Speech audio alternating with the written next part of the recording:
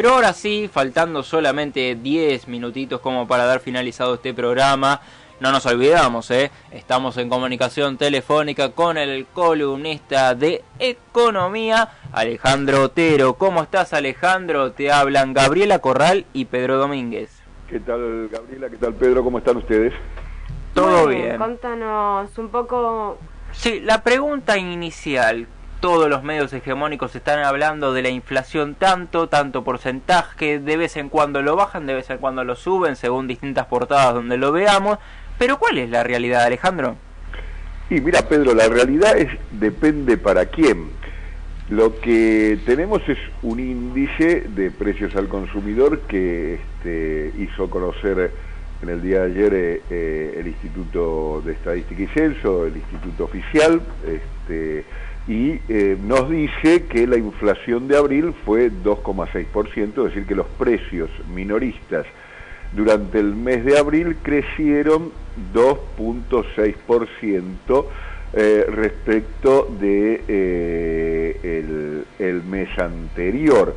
Entonces, lo que tenemos ahí es un promedio. Como todo promedio puede resultar engañoso, ¿no? Cualquier profesor de estadística te dice que si hay 2 personas y 2 almuerzos, la estadística da que hay un almuerzo por persona, pero bien pudo haber sucedido que en la práctica una persona se coma 2 almuerzos y el otro haya pasado hambre. Es decir, que para ver cuál es la inflación real, lo que hay que ver es lo que pasó al interior de ese promedio, porque hay precios que estuvieron creciendo por encima de ese promedio y precios por debajo. Por ejemplo, si uno observa el caso de las tarifas públicas, de los servicios básicos esenciales como electricidad, gas o agua, va a tener que el crecimiento de precios fue superior. Y si uno mira, por ejemplo, los limones, con este entuerto que se armó con Estados Unidos, donde no se puede exportar, la caída de los limones fue muy importante. Es decir, que las personas que consumen mucho de tarifas básicas, electricidad, agua y gas, tuvieron una inflación real por encima de ese promedio. Y los que consumen muchos limones tuvieron una inflación por debajo de ese promedio. Ahora, cuando uno analiza con detenimiento, y más allá de este ejemplo un poco burdo que damos, pero para que se entienda qué mide este índice promedio, la verdad es que los rubros que más inciden en los sectores populares, como los alimentos, las bebidas, las tarifas públicas, la indumentaria y el transporte, vienen creciendo a un ritmo muy por encima del promedio. Es decir que para los sectores populares la inflación está siendo mucho más dura de lo que indican los datos, que ya es bastante preocupante, Pedro, porque vos recordarás, lo hemos dicho acá en esta columna en varias ocasiones, el gobierno estimó en el presupuesto para este año una inflación punta a punta de 17%. Así es. Máximo. Y ya en estos 4 meses se verifica una inflación mayor al 9%, es decir que ya en 4 meses se comió la mitad de lo que prometió como máximo para el año. Es decir que en lo que resta del año la inflación tendría que crecer a un ritmo menor al 1% cada mes para alcanzar esa meta, cosa muy difícil de lograr porque, insisto, solo este mes fue 2,6%, si la anualizamos hacia atrás, si vamos 12 meses hacia atrás, vemos que la inflación está en el 27 y pico por ciento. Si la anualizamos hacia adelante, con estos índices no estaríamos ni remotamente en el 17%, sino por encima del 30%.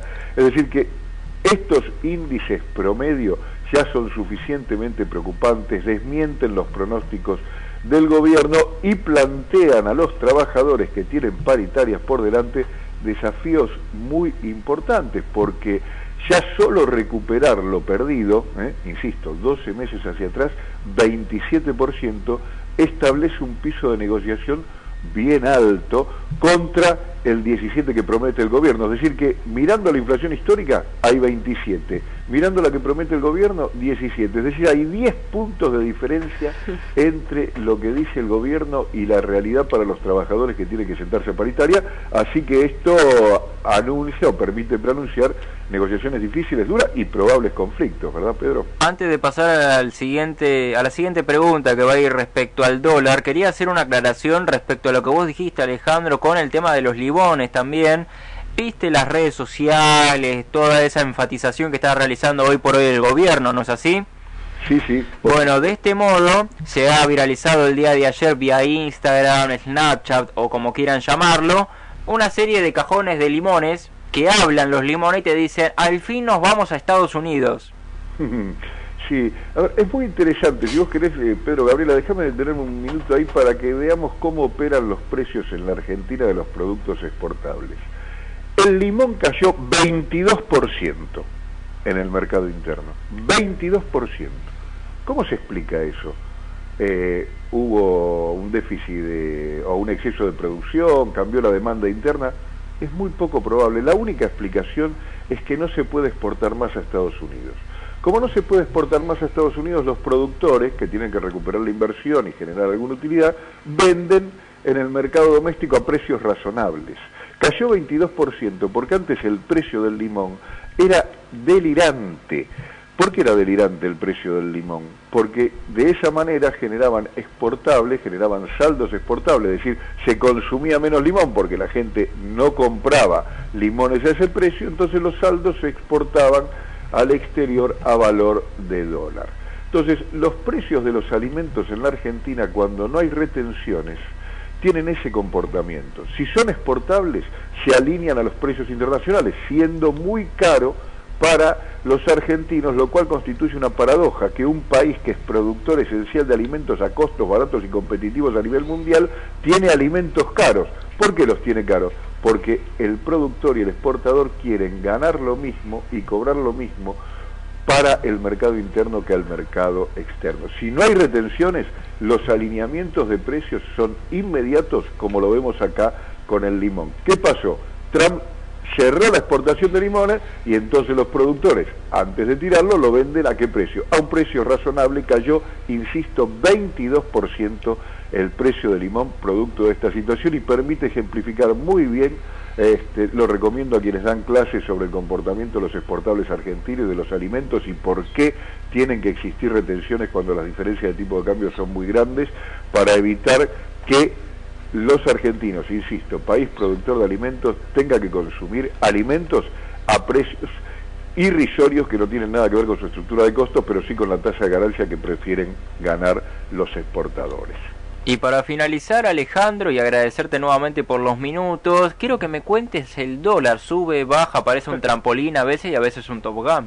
Bueno, el dólar está planchadito ahí, ayer cerró 15.84, si mal no recuerdo, se mantiene hace prácticamente un año en esos valores. Ya nuevamente los sectores exportadores empiezan a plantear el tema de que hay un retraso, forzando la devaluación, pero lo cierto es, lo hemos dicho otras veces, que en tanto el gobierno se endeude al ritmo que se viene endeudando.